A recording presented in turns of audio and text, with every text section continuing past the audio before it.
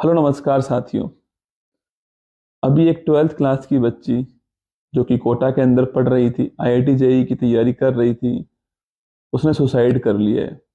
उसने suicide note लिखा है जो पेरेंट्स के लिए और स्टूडेंट्स के लिए बहुत कुछ सीखने वाला है। मैं आपको सुनाता हूँ कि उन्होंने क्या क्या लिखा सुसाइड नोट के अंदर, और आप देखना एक 12th क्लास की बच्ची क्या लिख रही है सुसाइड नोट के अंदर, और हमें उससे क्या सीखना चाहिए। बच्ची ने लिखा है कि mummy papa, I can't do JEE, मैं जेई का एग्जाम क्रैक नहीं कर पाऊंगी।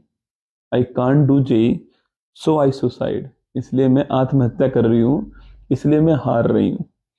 I am loser.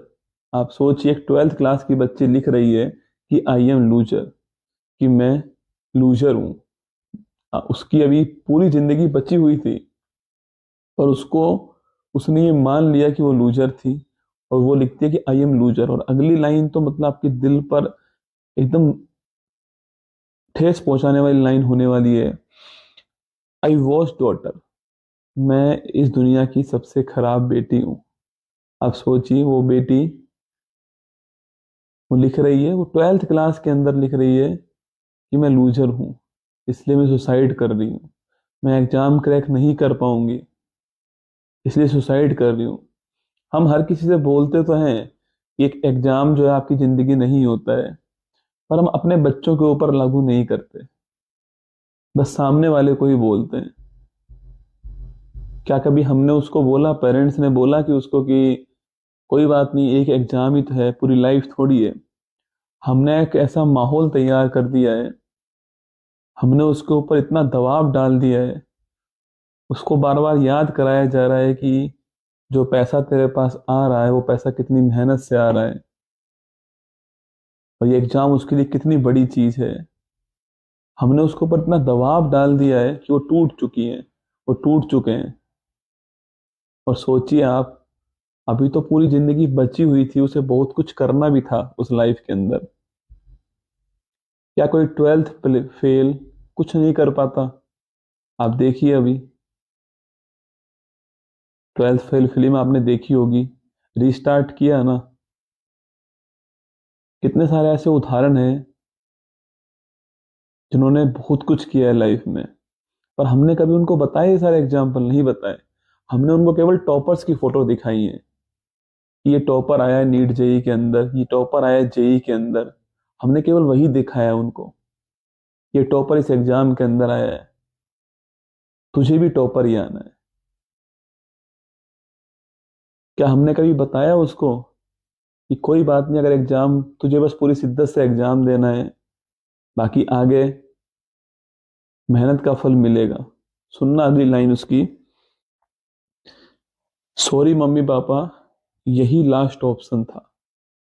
सोचिए, मतलब कि उस बच्ची ने ये लाइन कैसे लिखी होंगी, कितना दबाव उसके ऊपर होगा। इस दबाव को क्रिएट करने में तीन ही लोग जिम्मेदार हैं: पेरेंट्स, समाज, और कोचिंग संस्थान जो टीचर्स हैं। कभी हमने बताया ही नहीं उसको कि एग्जाम सब कुछ नहीं है, बस हमने उसको युद्ध में उतार दिया है। करो या मरो, हमने कह दिया है। अब वो ऐसा दबाव लेकर बैठा हुआ है, बस केवल पढ़ाई पढ़ाई पढ़ाई पढ़ाई, दबाव दबाव दबाव दबाव। हमने कभी बोला ही नहीं उससे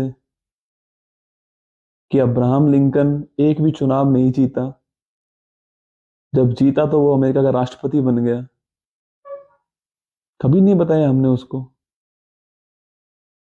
इसलिए आपसे रिक्वेस्ट है, आप जो भी वीडियो देख रहे हैं, अगर आप पेरेंट्स हैं, अपने सपनों को अपने बच्चे के ऊपर मत थोपना।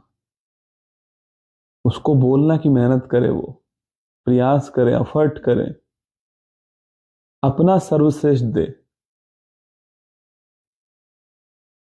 अगर लाइफ है तो वो निश्चित कुछ ना कुछ कर ही लेगा, कुछ अच्छा ही करेगा। टॉपर्स की कहानी मत सुनाओ उन्हें, टॉपर्स की कहानी मत दिखाओ उन्हें। उन्हें उनकी कहानी दिखाओ जिन्होंने संघर्ष किया हो, जो गिरकर उठे हो वापस। उन्हें उनकी कहानी दिखाओ आप लोग।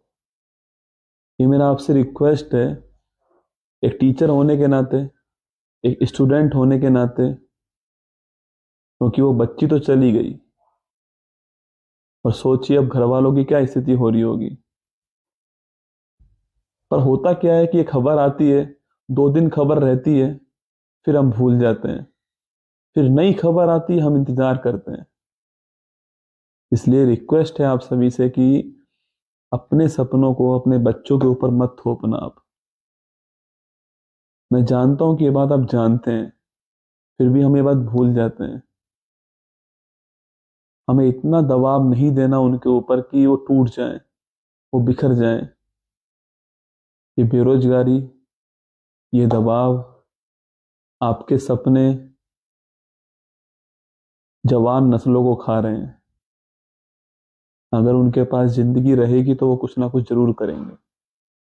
ध्यान रखिएगा अपना। जय हिंद।